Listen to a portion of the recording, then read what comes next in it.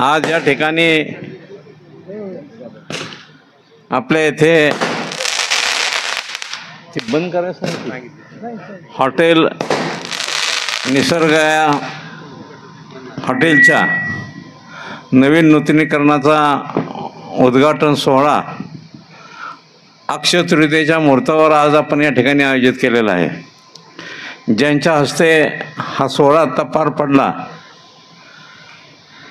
ते महाराष्ट्र राज्याचे ग्रामविकास मंत्री आमच्या कुटुंबातील एक सदस्य म्हणलं तर ते वावगं ठरणार नाही.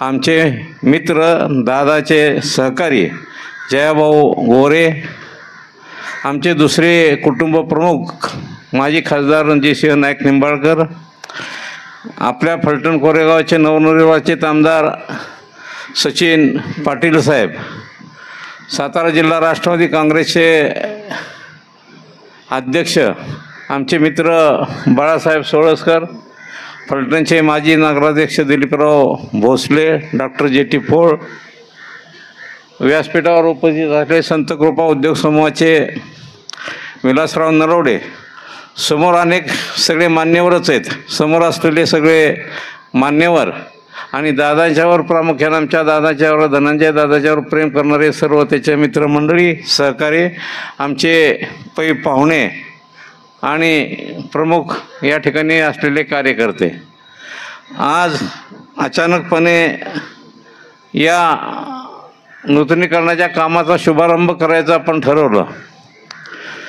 2 दिवस जयाभाऊंशी कॉन्टॅक्ट केल्यानंतर हा कार्यक्रम काल अचानकपणे भाऊंचा होकार आल्यानंतर हा कार्यक्रमाची 1 दिवसात आपल्याला जय्यत तयारी करावी लागली.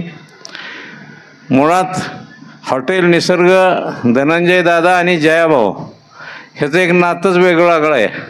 गेले 15-20 वर्षापासून जयाभाऊचं एक मध्यंतराचं विश्रांतीचं किंवा चहा पाणी नाश्ता जेवणाचं एक मध्यवर्ती ठिकाण म्हणून हॉटेल निसर्गाची एक वेगळी ओळख आहे आणि म्हणून या नूतनीकरणाचा शुभारंभ जयाभाऊंच्याच हस्ते व्हावा अशी माझी मनापासून इच्छा होती.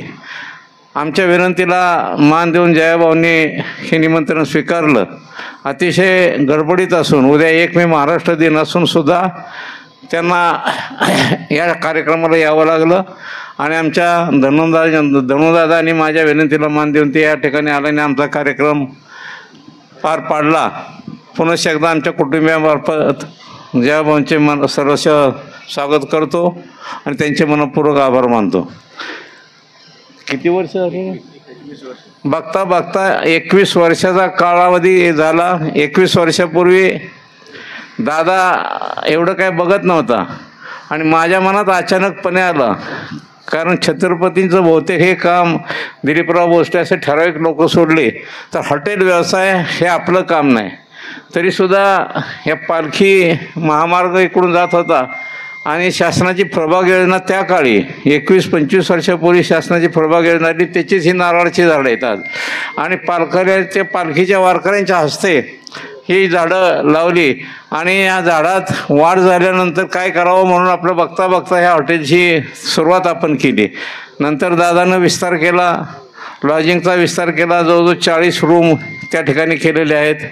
अतिशय उत्तम प्रकारे प्रतिसाद लोकांचा सुद्धा असला तरीसुद्धा भविष्यात या हॉटेलची प्रगती आणि दिवसेंदिवस वाढ व्हावी यासाठी धनंजय दादाच्या डोक्यावर प्रामुख्यानं जयाभाऊचं तर आहेच, पण रणजितदादाचा हात असणं महत्त्वाचं आहे.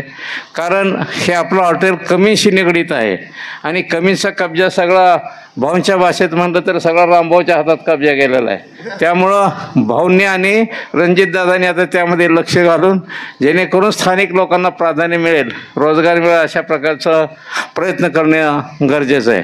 अतिशय पुणे मुंबईमध्ये मिळणाऱ्या सर्व सुखसोयी आपण लॉजिंगमध्ये देतो आणि हॉटेलमध्ये पुण्या मुंबईमध्ये मिळतं त्या पद्धतीची क्वालिटी या ठिकाणी आपण केली आणि आज अजून काम बरंचसं बाकी आहे.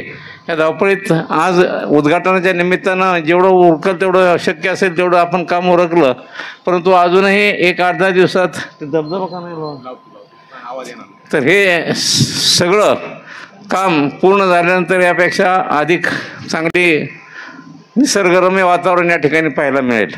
फलटणकरांची, बारामतीकरांची, जेजुरी लोणंदपासून ग्राहक आणि फॅमिली ग्राहक या निसर्गाला पसंत देतात. कारण इथं ढाबा टाईप संस्कृती नाही. कधी ढाबा टाईप ग्राहक ह्या हॉटेलमध्ये कधी येत नाहीत, भविष्यातही येणार नाहीत. म्हणून हे डॉक्टर जी टी पोळे त्यांच्यासारखे सगळे डॉक्टर असतील, वकील असतील, हे सुशिक्षित आणि VIP लोकांच्यासाठीच फक्त ह्या हॉटेल निसर्ग प्रसिद्ध आहे.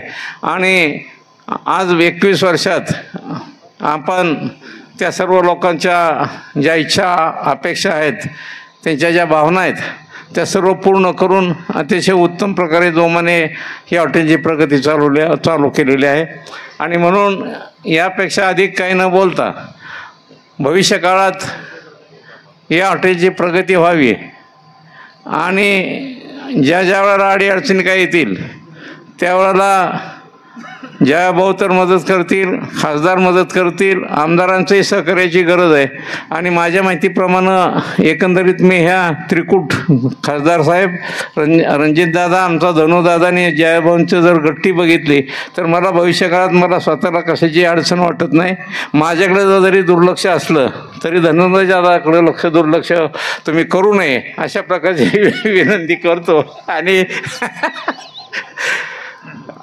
खरं बोललं की खासदार आपले नेहमी असं हात जोडतात तिथं, म्हणजे समजून घ्यायचं वकील, आपण समजून घ्यायचं, म्हणजे आमच्याकडे दुर्लक्ष असू द्या. विनोदाचा भाग सोडला तरी निश्चितपणे आपलं एक मी अभिमानानं सांगेन, धनंजय दादा असेल, मी असेल आणि आमचं सर्व कुटुंब असेल, या आमच्या कुटुंबाचे हे सदस्य म्हणूनच जयाभाऊ, रणजितसिंह नाईक निंबाळकर, आमदार सचिन पाटील हे सगळे कुटुंबाचे सदस्य म्हणून आमच्याकडं आणि दादाकडं लक्ष असतं.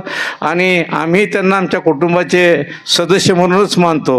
आणि अशा प्रकारचंच नातं हे दीर्घकाळ आपलं टिकावं आणि दादाच्या डोक्यावरती तुमच्या सगळ्यांचा वरदहस्त असावं अशा प्रकारची एवढीच अपेक्षा व्यक्त करतो.